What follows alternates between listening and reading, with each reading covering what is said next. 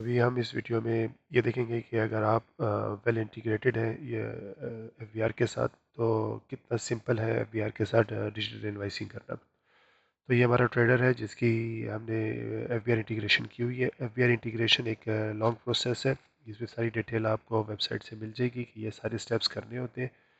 तो once you are integrated तो आपने आना है, इस पर लॉगिन करना है। ठीक है। और डैशबोर्ड के लिहाज से मैं आपको सारी चीज़ें पहले बता चुका हूँ। हम एक नया ऑर्डर क्रिएट करते हैं। यहाँ से हमने सेलर डिफ़ॉल्ट सेलेक्ट कर लिया है और यहाँ से हम कोई भी अपना एक बायर सेलेक्ट करते हैं। ये सारी चीज़ों का फ़िलहाल हम ब्लैंक रखते हैं, मतलब डिफ़ॉल्ट वैल्यूज़ पे भी रख सकते हैं। क्रिएट ऑर्डर करते हैं और अगर आपकी इंटीग्रेशन हो चुकी हुई है तो आपके पास ये बटन सबमिट टू एफ जो है वो एक्टिव हो जाएगा। डेमो अकाउंट में ये जो बटन है ये डिसेबल्ड है क्योंकि इंटीग्रेशन के बाद आपके दो कोड्स होते हैं, एक सैंडबॉक्स कोड होता है टोकन का और एक प्रोडक्शन का होता है। जब वो आपको मिल जाते हैं तो ये बटन आपका बाय डिफ़ॉल्ट एक्टिवेट हो जाता है।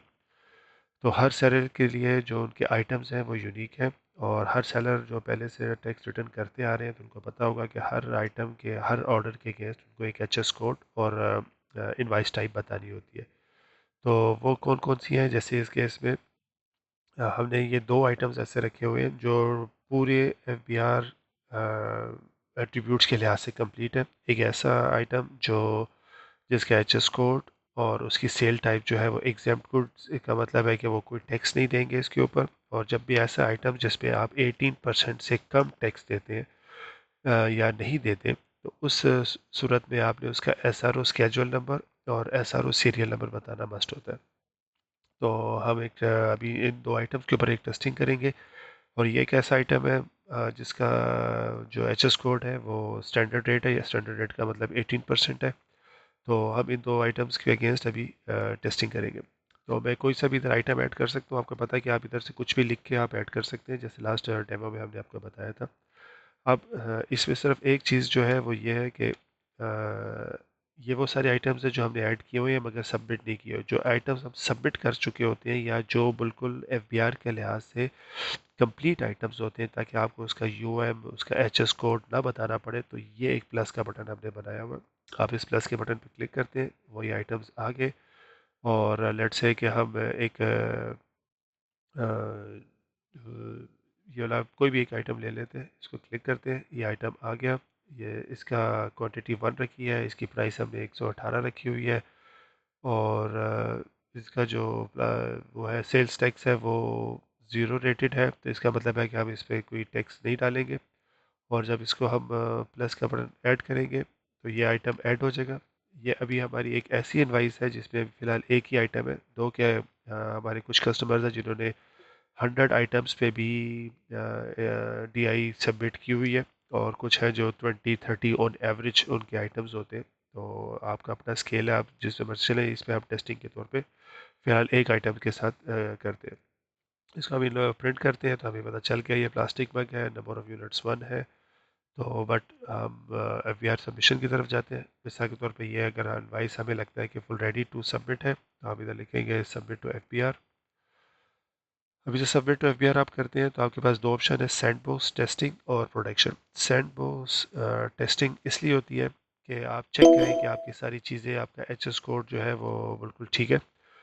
तो बाज़ औक़ात एफ बी आर का सिस्टम डाउन होता है, कुछ उनके पीक आवर्स होते हैं, तो ये एक छोटा सा बटन बनाया गया है जो ये चेक करके बताता है कि इस टाइम पे एफ बी आर का बटन लाइव है कि नहीं। देखिए अभी हमने बटन दबाया तो 1.6 में ऑलमोस्ट हमें रिस्पॉन्स आ गया। इसका मतलब है कि एफ बी आर का बटन अभी लाइव है, हम इसको सबमिट कर सकते हैं।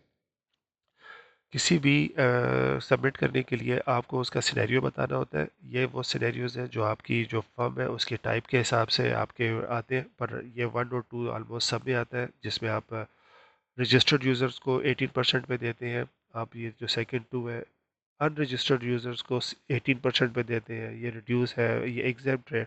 तो हमारी जो ये इनवाइस टाइप थी ये एग्जेम्प्ट गुड्स की है। तो हम इधर से इसको एग्जेम्प्ट गुड्स सेलेक्ट कर लेंगे और कुछ भी नहीं करना क्योंकि सारे आइटम्स की डिटेल हम पहले बता चुके हुए हैं। अभी हम सिंपल प्रीव्यू पे लोड करेंगे।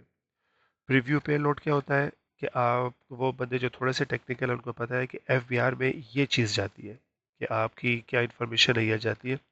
तो हमने इसकी सिमुलेशन भी रखी है कि बिफोर सबमिट आप इसको सिमुलेट कर सकें। सिमुलेट करने का मतलब है कि अगर बाज़ औक़ात एक कस्टमर ने टैक्स इंक्लूसिव और टैक्स एक्सक्लूसिव में थोड़ी सी गलती कर दी थी, तो बाद में एफबीआर करेक्शन करनी पड़ी थी। तो हमने इसका सिमुलेट रखा हुआ है। सिमुलेट में ये आपको उसी वक्त बता देगा कि ये अगर आप एज इट इज़ सबमिट करते हैं तो ये सारी चीज़ें उधर जाएगी कि ये एचएस कोड है, ये डिस्क्रिप्शन है, ये अगर टैक्सेस कटे हैं, अगर आपने विद होल्डिंग रखी हुई है, या आपका फेड लगा हुआ है, या आपका एडिशनल टैक्स कोई लगा हुआ है, ये सारी चीज़ें इस तरीके से एज इट इज़ एफबीआर में सबमिट हो रही हुई है। तो आप एग्री करते हैं, अगर ये सारी चीज़ें ठीक है तो आप इधर लिखेंगे सबमिट टू एफबीआर, वो ओके करेंगे और आप थोड़ा सा वेट करेंगे। और जब आपका ये इनवाइस सबमिटेड एफबीआर सक्सेसफुली जैसे सबमिट हो जाएगी तो ये उसका इधर रिकॉर्ड भी बन जाएगा। ठीक है कि ये हमने सैंडबॉक्स टेस्टिंग की है सिनेरियो 6 के ऊपर, और स्टेटस इसका सक्सेस है क्योंकि एचटीटीपी रिस्पॉन्स हमें 200 आ चुका हुआ है। आप इसकी डिटेल देख सकते हैं कि ये हमारा वो पेलोड था जो गया है, और ये अगेंस्ट रिस्पॉन्स जो एफबीआर की तरफ से आया। अब ये चीज़ जो एफबीआर में सबमिट हो चुकी हुई है, मगर ये याद रखिए ये सैंड बॉक्स टेस्टिंग हुई है इसकी, ठीक है, प्रोडक्शन नहीं हुआ। जब ये प्रोडक्शन होगा तो ये आपका ऑर्डर इधर लॉक हो जाएगा, फिर आप इसको एडिट नहीं कर सकते। ये एफबीआर की गाइडलाइंस है कि हर वो आइटम जो एफबीआर में सबमिट हो जाए वो फिर लॉक हो जाएगा, फिर ये आपके लिए लॉक है। आप इसमें कोई ना आइटम ऐड कर सकते हैं, ना रिमूव कर सकते हैं, ना ही उसकी डिस्क्रिप्शन या प्राइस कुछ भी चेंज नहीं कर सकते। पर ये हमने सैंड बॉक्स टेस्टिंग की है, तो हम इसमें अभी भी नए आइटम्स ऐड कर सकते हैं, नए प्राइसेस को रिवाइज कर सकते हैं। बट जैसे ही आप उसका सैंडबॉक्स टेस्टिंग करेंगे या प्रोडक्शन टेस्टिंग करेंगे, तब आप उसको प्रीव्यू करेंगे तो देखिए ये पहले बटन नज़र नहीं आ रहा था, अब ये बटन एक्टिव हो गया क्योंकि आपने एफबीआर में सबमिट कर दिया। और एफबीआर में सबमिट करने के बाद अब जो आप इसको प्रिंट लेंगे तो ये आपका एफबीआर का जो क्यूआर कोड है ये भी नज़र आना शुरू हो जाएगा। आप इसको एक्सपोर्ट पीडीएफ करें और इसको आप इस तरीके से देख सकते हैं और आप अपने कस्टमर के साथ शेयर कर सकते हैं।